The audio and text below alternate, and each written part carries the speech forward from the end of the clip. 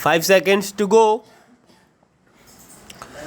Mr. Chairman, I rise to support this resolution because this matter has to be considered and reconsidered as planning goes on. Right at the beginning, I must say that this village industry, despite all brave talk on the part of the planning commission and the government, has been given a back seat by the planning commission, and I think a lot has to be done in order to reorientate the entire approach with regard to village industries. I generally agree with much of what has been said by the two speakers who have preceded me, and I should like to add a few suggestions to what they have said.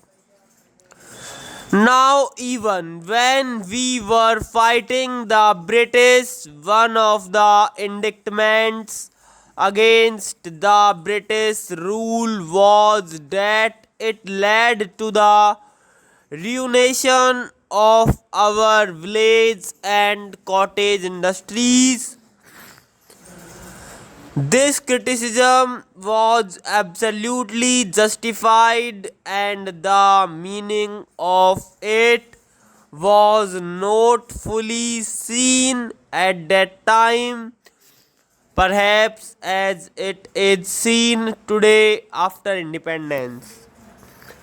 We have embarked on a policy of industrialization of the country, but in an underdeveloped economy like this, where we have got nearly 82% or a little more of the population living in the villages, you cannot have rapid industrialization merely by starting heavy industries or even medium industries in the urban areas and towns, whether they be in the public sector or in the private sector.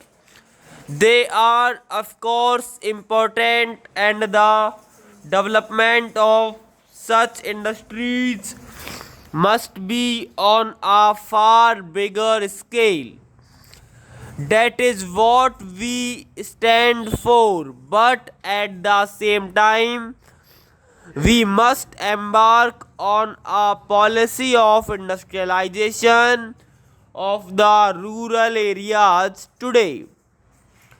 There was a time when capitalist economists almost took it for granted that with the development of capitalism, rural industries must go, and in fact, in Europe in the beginning of the 20th century, we saw in Germany and other places many small scale and village industries going out of existence as capitalism grew.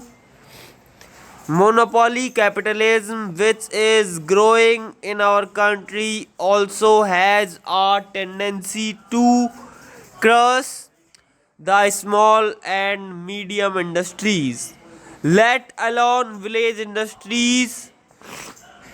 The moment rural economy is drawn into the orbit of capitalistic market, the tendency is there, and the laws operate for the decline of the rural industries of the type that exist now. This process is there in our country.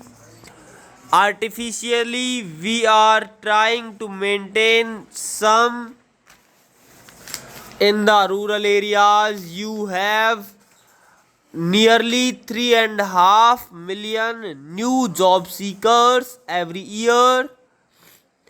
Rural industry must be viewed from the larger angle of industrialization of the country, from the point of its employment potentialities, and also from the point of view of raising the standard of living in the country. Yesterday, here the Prime Minister was saying that unless agriculture looked up, national income would not go up still higher and the standard of living would not go up. I entirely agree, but then in the rural sector of our economy, we must develop simultaneously the other sector, that is called the rural industrial sector, for promoting rural industries on a larger scale. That is not being done. Now I find in our country, and we heard complaints that these industries were not getting help. The artisans are not only not taken care, but they are sent to their doom by the government in many places. I found in the south also many fine handloom industries which should be nursed by the government and developed with all the attention and care, are allowed to go out of existence. Therefore, it needs a serious rethinking on the part of the commission as to how can we set about this task. It is not just a question of supplementing something, it is a question of developing a dynamic sector in our economic life in the countryside, because we cannot envisage a situation where industries will be developing only in the towns and the problem will be solved. Bigger industries and certain other medium industries will certainly develop and should develop in the towns. At the same time, small industries through cooperatives, state sector, individual enterprise, and through artisans should also develop in the countryside. This is how we can step up the rate of industrial progress of the country.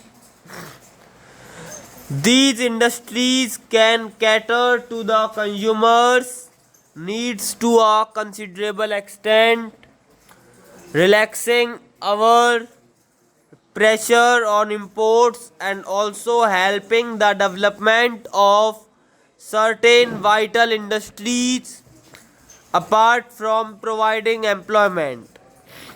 The employment question is very important. Now, at the time of the last general elections, the gentlemen of the Congress party issued a manifesto written by Prime Minister Nehru, in which they have said that unemployment would be reduced in the course of the next 5 years. At that time, it was 53 lakhs.